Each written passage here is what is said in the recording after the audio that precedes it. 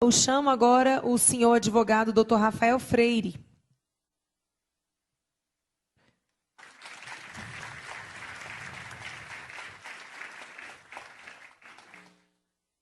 Boa noite a todos, é uma honra estar aqui. Eu agradeço em primeiro lugar a Deus, porque eu acho que é o momento até agora mais importante da minha vida. E agradeço a deputada Júlia Lucy pela oportunidade e a todos os presentes, uma ótima noite a todos nós.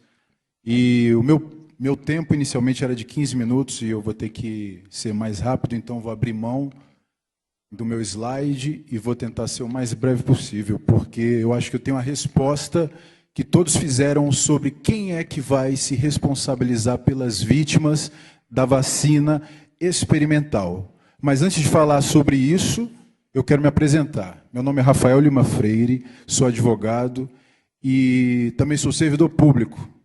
Há quase 10 anos eu sou servidor público da Câmara dos Deputados e trabalho na advocacia da Câmara dos Deputados. E lá, nesse tempo, eu tenho uma experiência, em outros cargos também, de justamente assessorar e aconselhar os gestores públicos, né, na assessoria jurídica, técnico-jurídica, sobre o que não fazer. Por isso que eu vou trazer agora a questão da responsabilidade, porque, pela primeira vez, o gestor que assinou cada um desses decretos de obrigação de vacina vai responder pessoalmente pelos seus atos. Quero fazer uma observação. Por motivos íntimos, por desconfiar do processo eleitoral brasileiro, por não ser bolsonarista, por não ser petista, por não ser de rótulo, nem de direita, nem de esquerda, por ter um pensamento livre, eu decidi não votar nas últimas eleições.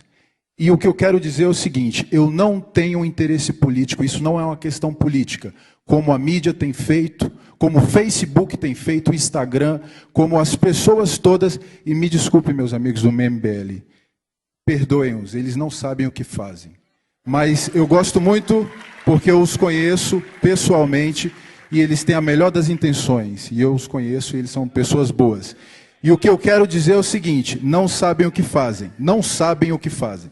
E o que eu quero dizer é o seguinte, alguns poucos meses estive internado porque eu fui separar uma briga de 2 cachorros grandes na chácara que eu moro e tive que tomar uma vacina antirrábica, tive que tomar vacina antitetânica. Então eu não sou antivacina, o que eu sou é antivacina experimental. Por quê? Porque a gente está fazendo uma terapia genética na nossa sociedade, sem estudos técnicos, sem estudos científicos suficientes. E aqui eu trouxe o parecer da Anvisa, que já foi muito bem mostrado pela doutora Maria Emília Gadelha, e também eu trouxe a RDC 475/2021 da Anvisa, artigo 5º, autorização temporária de uso emergencial em caráter experimental. Por meio desse artigo, a Anvisa ela exige o compromisso das fabricantes com a conclusão do desenvolvimento clínico da vacina contra a Covid. Ou seja, por ser experimental, a Anvisa exige que haja uma conclusão de um estudo que ainda não terminou. Mesmo assim, me desculpa, Arthur, mas eu tenho que falar, mesmo assim a Anvisa cometeu o crime, não é falta de respeito, é crime, de aprovar um registro definitivo para uma vacina experimental, induzindo a população a pensar que a vacina ela é definitiva. Só que, o que ela fala? Ela fala, a eficácia e segurança da vacina Comirnaty, que é a Pfizer, em longo prazo não foram estabelecidas. Não há evidências de que a vacina Comirnaty previna a transmissão de SARS-CoV-2 de pessoa para pessoa.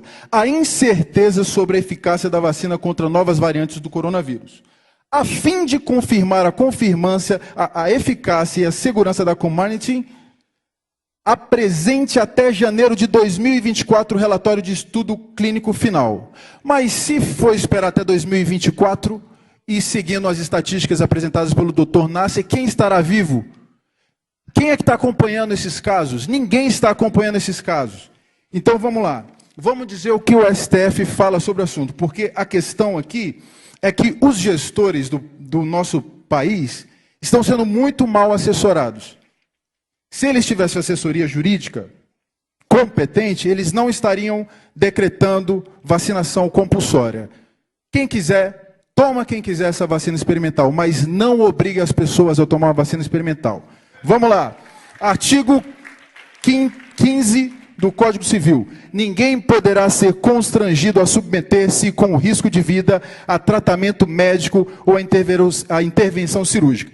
No caso do meus pêsames, Bruno, ele não foi obrigado, foi uma opção. Mas eu tenho um amigo do meu trabalho que foi obrigado, e ele tomou a vacina. Coincidência ou não, infelizmente ele teve uma convulsão essa semana. Espero que não tenha sido por causa da vacina. STF, eu espero mesmo, porque ele já teve episódios anteriores, mas isso é uma coisa que, dentro da bula da Coronavac, que foi a vacina que ele tomou, fala que as pessoas que têm convulsão não podem tomar Coronavac. E isso não é alertado pelas autoridades sanitárias. O STF, embora haja muitas críticas contra o STF, e muitas são merecidas, mas em 2020, no julgamento da DI 6586 e 6587, o STF decidiu que a proibição da vacina forçada, ele decidiu pela proibição da vacina forçada, ele decidiu pela exigência de prévio consentimento informado do usuário. Ora, o que é isso? Resolução 466 do Conselho Nacional de Saúde. Ninguém pode ser submetido a um tratamento experimental sem assinar um termo de consentimento esclarecido. O que isso significa? Significa que você, com a vacina experimental, você precisa saber dos riscos que você corre. Você não pode tomar uma vacina sem saber o que vai acontecer com você. Então, para isso, a nossa legislação, e não só a nossa legislação nacional, mas também a nossa legislação internacional, porque isso também está no julgamento de Helsinki, está no Código de Nuremberg, está também, inclusive isso é crime, que aí a gente vai depois entrar na questão da responsabilidade pessoal dos agentes que estão fazendo isso, porque isso é crime contra a humanidade, segundo o Estatuto de Roma. Além disso, gestores, meus queridos gestores, interrompam já o que vocês estão fazendo. Prefeitos, governadores, reitores de universidades, secretários de saúde, diretores de órgãos que estão exigindo vacinação obrigatória. Não façam isso. Por quê? Porque isso é inconstitucional, isso é ilegal, isso fere todas as normas de direito interno e de direito internacional, inclusive a decisão do STF. Por quê? Houve um engano. Essas pessoas foram mal assessoradas e acreditavam que estavam em conformidade com o posicionamento do STF. Mas não estão, porque o posicionamento do STF não permite isso. O que acontece?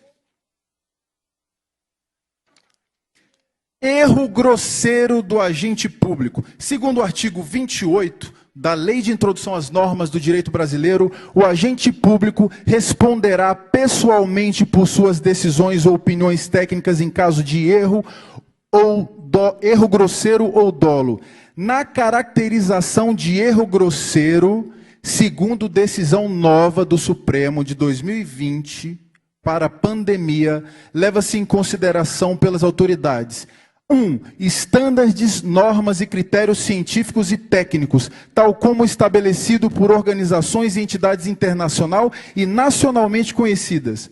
Ora, como que você determina uma vacinação compulsória se você não tem a OMS apoiando a vacinação obrigatória, o passaporte da vacina, você não tem o Conselho Federal de Medicina apoiando, você não tem o Conselho Nacional de Saúde apoiando, você não tem nada, ninguém apoia isso, nem o STF apoia isso. Então, eles estão assinando decretos e eles não sabem o que estão fazendo. E outra coisa também que o STF determina: configura erro grosseiro para fins de pandemia, hein, gente? Configura erro grosseiro do ato administrativo que ensejar violação ao direito à vida,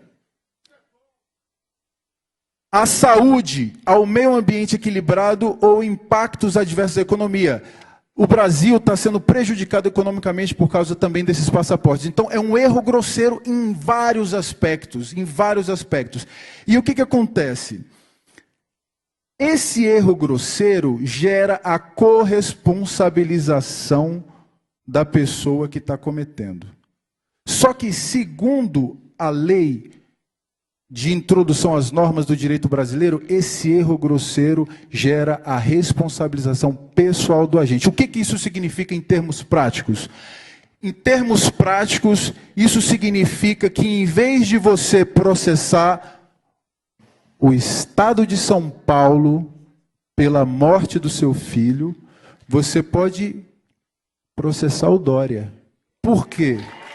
Porque, segundo o STF, ele cometeu e continua a cometer atos administrativos em desconformidade com as normas e organizações internacionais e nacionais, sem pareceres técnicos e ao arrepio da lei e dos princípios em relação à saúde, à economia e à vida.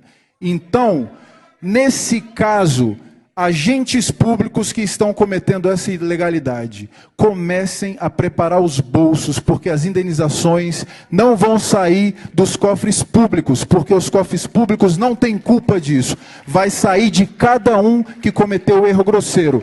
E eu quero dar um recado também para os erros grosseiros sendo cometidos pela Anvisa.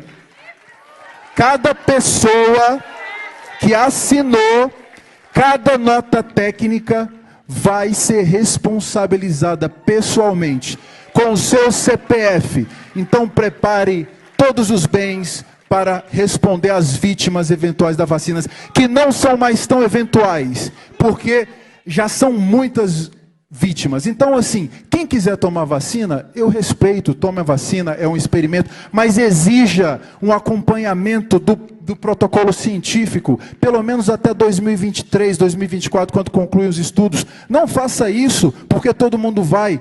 Com todo respeito, não seja burro. O que está acontecendo? Seja crítico, leia a bula do medicamento. Não faça isso. Não vacine as nossas crianças sem ler a bula do medicamento. E eu, por fim, quero dizer que vocês, gestores, vão precisar de bons advogados daqui para frente. E não contem comigo, porque eu estarei do outro lado, atrás de vocês. Muito obrigado.